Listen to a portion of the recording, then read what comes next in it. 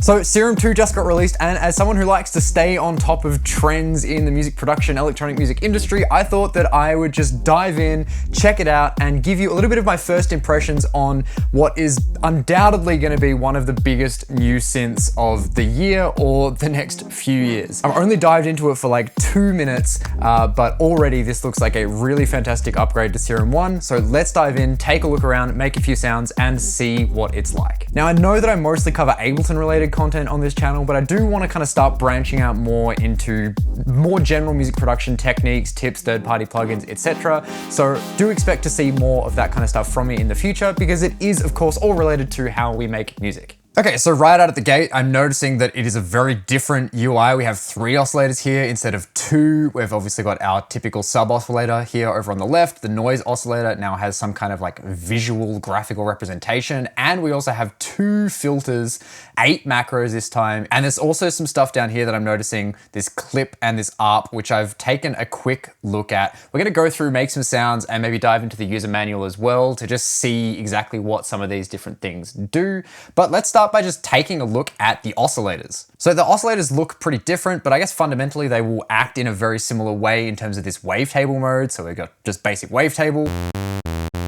Starting with a sawtooth wave, we can obviously choose our different wave shapes from here. So we've got S2 tables, which I assume means Serum 2 tables, and we've got a whole bunch more different wave tables here. But I guess the biggest thing I'm noticing here is that we actually have 2 warp modes now, or access to 2 warp modes at once, rather than just the single warp mode that we had in Serum 1. Let's go set this back to our initial preset and have a look at some of the different warp modes. I guess there's some more different ones here.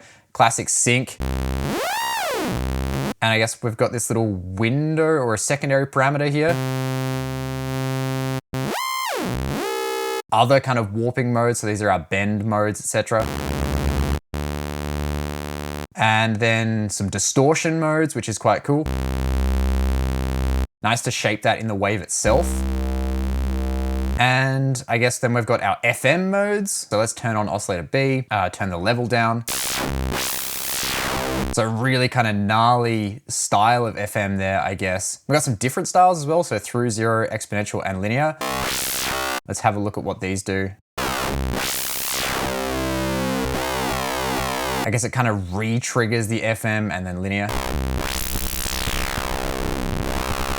These are pretty intense. And then I guess we've got PD here, which let me figure out what the differences between these actually are. So obviously we've got FM, which is using the frequency modulation from the other oscillator or filter. And then PD is phase distortion. So I guess PD is more like your phase modulation, whereas FM is the frequency modulation. So PD is going to give you more of the specific or traditional kind of frequency modulation sound that you're probably used to, I imagine. So if we go to PD and go to PD from B, there's your kind of typical phase modulation instead, which is quite cool. And we've got self phase modulation, which is obviously a bit of a fun one to get some noise. And pretty cool that we can get some phase modulation and frequency modulation from the filter as well, then AM and RM. And then we can obviously combine warp modes here too. So I could have a sync or a ring mod and an FM at the same time. We could go like ring mod with oscillator C. That is pretty cool. So I'm also noticing some different Unison things here as well. Obviously, if we add some Unison voices. And then there's some settings here too. So we've got some different Unison settings. Now I believe some of these were available, if not all of them, in the initial Serum 1, but now we can access them from the settings tab here. I believe they were in like the global section previously. So we can affect the wavetable position on a voice basis, warp and warp 2 as well, and then stack. I guess we can stack it in like semitones or something. And let's look at adding some filtering now. And now I guess we've got 2 filters, which is cool. So I could have filter 2 be like something else. And I think there are some different types of filters too. We've got like a diffusion filter, which is really nice. Let's click on that. And we want to kind of send to filter 1 and filter 2. Am I able to send filter 2 or filter 1 into filter 2? Well, I can send A to both. There we go. So it doesn't look like we can route filter 1 into filter 2, but that's okay because I guess we've got all the different filter options in the effects panel, which looks very different now. There's nothing kind of in here by default. Instead, it looks like we can just add effects as we want. So I could add like some distortion. I could add a compressor, maybe multiband mode, and then maybe add like some hyper. And I could even add like another distortion maybe. That's pretty cool. Okay, so the effects section looks pretty different. I like that there's this. There's different buses as well by the looks of it, which is quite cool. We can make this kind of full screen here. And I noticed this little mix tab as well, which I guess we can kind of have like some different buses. We can control the mix of these various oscillators and filters and stuff here too. So I could send like oscillator 1 to a bus. So we've got so many different things. And I guess I can see all of the effects on those different buses there too. So I could go and add some effects to bus 1, and that could be like a phaser or something, or a reverb. So now I've got like this mix of bus 1 and bus 2, which is quite cool. Neat. Now I want to check out the new oscillator types, which are all these sample-based ones. So let's initialize the preset and let's head to, I guess the multi-sample mode is just a classic multi-sample, and I could probably choose some factory samples, maybe like a choir.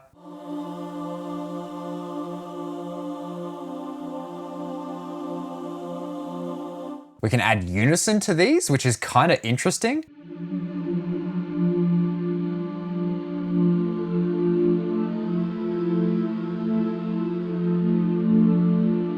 Now I would assume there's some way to actually edit the multi-sample, but I can't quite. So I guess there's no multi-sample editing. Instead, you've kind of got to edit the SFZ file to edit the multi-sample, which I guess is kind of cool. So it's not quite as robust as a traditional kind of multi-sample editor, but that is totally fine. I like though that we can have these different warp modes applied to the multi-sample.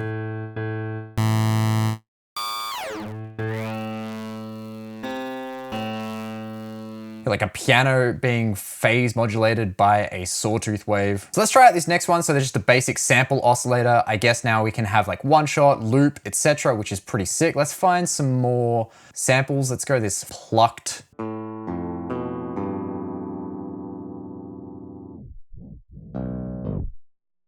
Oh, and we can change the rate that it scans through the sample. That's pretty neat. We can make it scan backwards.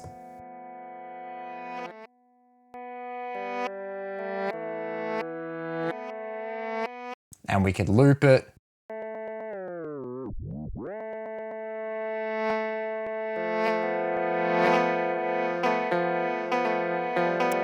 Being able to perform all the warps and unison and stuff with a sample oscillator is really cool. I wish the sample editor was a little bit kind of expandable or something like that, so we could get a little bit more detailed with it, like you can with like the Wavetable editor, which I assume is still here. But this is pretty neat. All right, so next we obviously have a granular mode, which is super nice.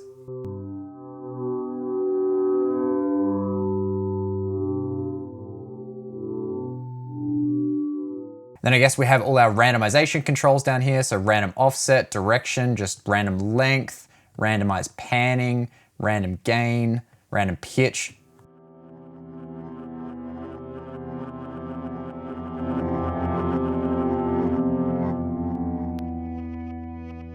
And we've got the warp parameters in here as well. So I could have like, I don't know, warping with some kind of tube distortion. That doesn't sound fantastic. Let's do like a low pass filter warp instead.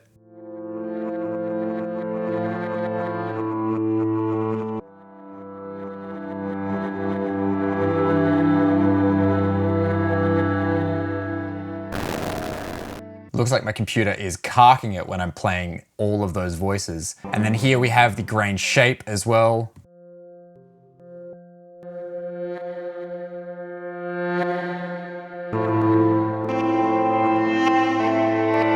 Cool. And then lastly, I want to try out this spectral mode, which, as far as I'm aware, like re-synthesizes the sample, and then we can scan through it, change the scan rate. Go backwards. I guess we can cut it up a little bit. There's a spectral filter edit. And then I guess the loop and stuff still works here too.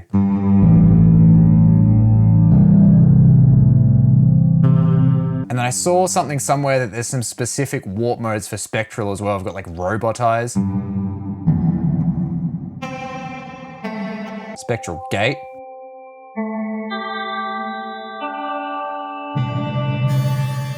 harmonics, spreading, smearing.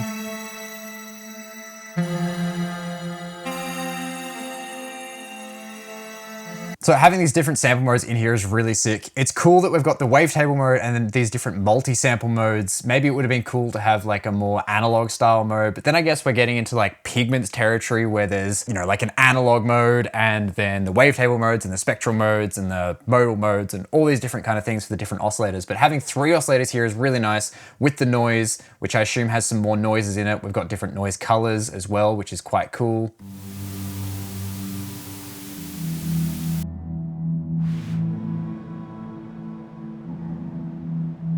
Then the sub oscillators, and I guess we can change all of the routing and everything, put the sub directly out like people like to do.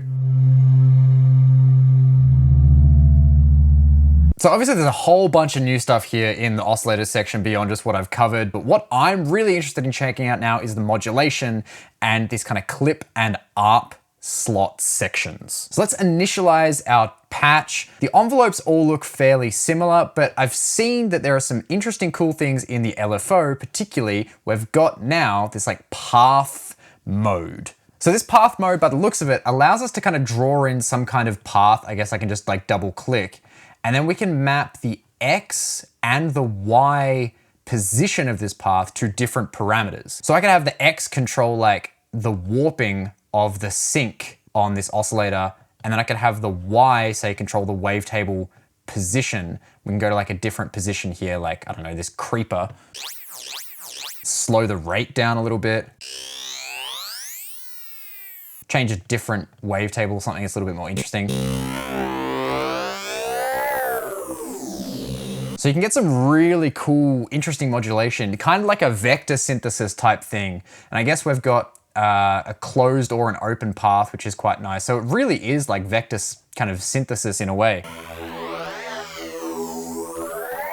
And I guess if you wanted to be like proper vector synthesis, then you could actually kind of map this to the volume controls of the different oscillators.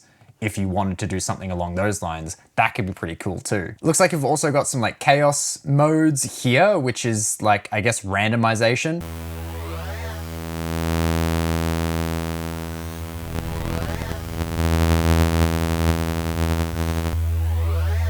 But like randomization on an XY plane, which is really interesting. And then I guess traditional kind of sample and hold, which is obviously just the kind of single plane, not X and Y. But let's explore the clip and ARP now. So let's start by just initializing the preset, and let's start with the ARP. So the ARP, I assume, is just a typical kind of arpeggiator. Turn it on. We've got latching, so I can just play a few notes. Offset, repeats, gate, chance, which is quite cool. And then we can play back the incoming MIDI as well. Got a bunch of different transposition options here: chord, random, randomized, no duplication. Most of these look very, very similar to the Ableton arpeggiator. And then I guess what we can do is have kind of key switches choose different arpeggiator types, which is really cool, I guess, for like opening up so many performative possibilities. We can select different arpeggiator slots. And there's a bunch of different banks, which is quite cool. And I really like the visualization here as well. That's quite cool. And then launch quantization, we can edit all of them as well. There's a lot of stuff here in this ARP section. I really like this. Okay, and then we've got the clip section, which I think is very similar, except it basically just allows us to draw in like a sequence and play that sequence back with the clip mode, I guess.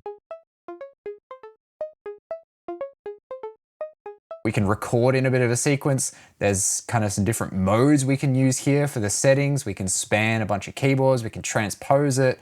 But what I've noticed is that we actually have some key controls here. So I could lock this to like a scale of D Dorian or something. And then I guess it will play that in D Dorian. Change the scale. That's really nice that we have like this sequencer in here. I don't know how much I would use something like that, but definitely for creating presets and maybe doing performances, having these different clip slots and being able to just store these different clips inside of Serum 2 is pretty neat. And I guess lastly, just looking at the manual, there is a new preset browser, which looks really nice. It's good to have preset browser, and we can preview the presets too.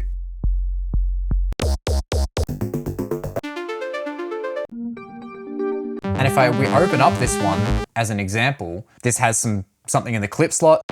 And I guess that's what it's using as the preview. Looks like we can have automation of macros in the clips and stuff as well. That's really sick. This is a much nicer preset browser than what it was previously. We've got sequences, strings.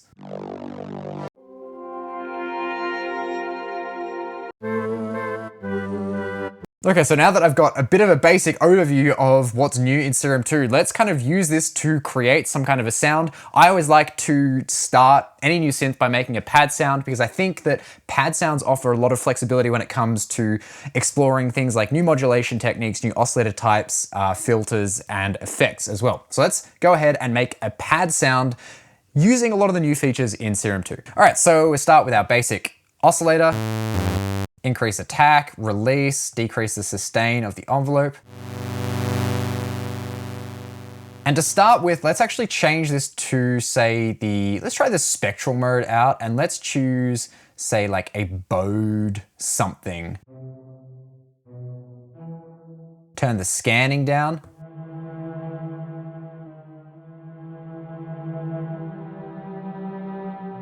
Lower the scan rate even more. Choose a different. Increase the decay, run this through filter 1, and maybe use envelope 2 here to kind of just increase the filter like this.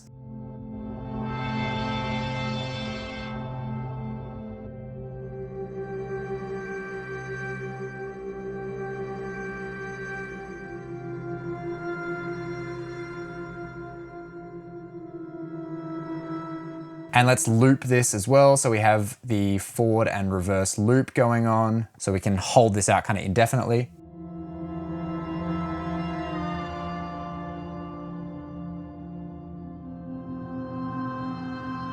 We can add in some of this cool filtering. I'm gonna add something down here. And then we can add some maybe modulation from a chaos mode. Actually, let's do like a path mode. Let's choose an interesting path here. Let's go like left spiral, something like this. Choose X on the cutoff and Y to the mix here. And we can maybe make this bipolar. Decrease the rate, maybe make it in hertz instead.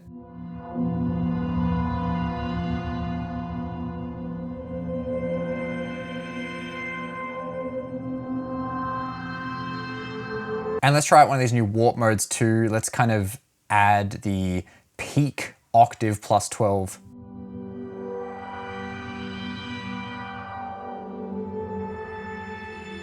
And increase the unison mode by 1 and detune. Down.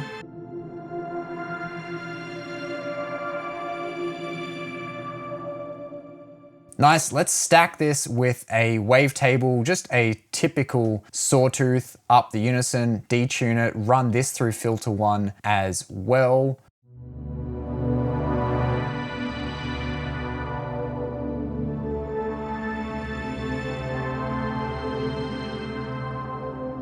Turn this up 1 octave, let's add a sub oscillator.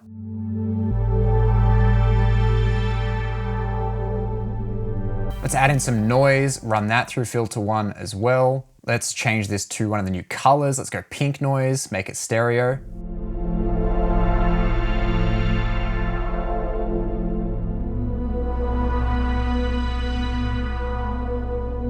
Let's go effects, or to the mix rather, and let's send the output of filter 1 to bus 1 and put some reverb on this bus, 100% wet. We've got some different types of reverb here. Let's use the whole reverb.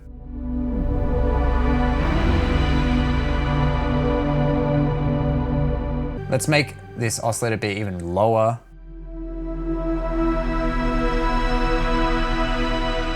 And let's send some of this filter output to bus 2 as well. And on bus 2, let's go to effects and add like a chorus.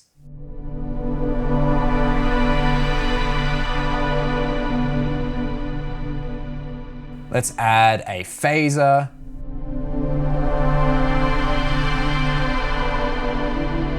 Let's run this all through a delay. Oh, but it looks like there's a convolve as well. Let's try out the convolve after the delay.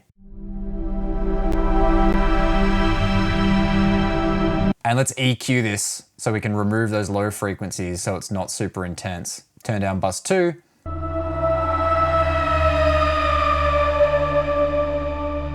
Let's maybe slow down the envelope a little bit as well.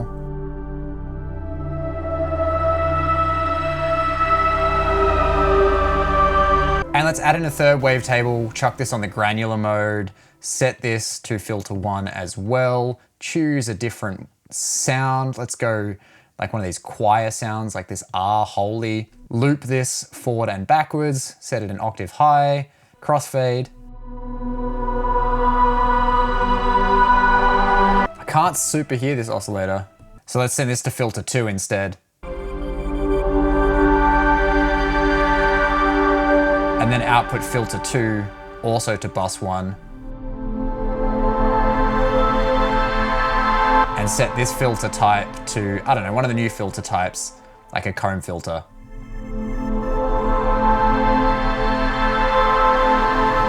Then we can try a chaos modulator onto the cutoff.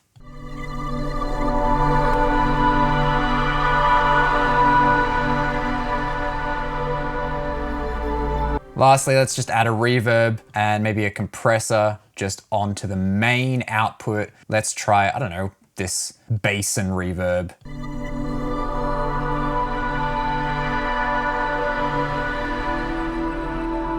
Some delay.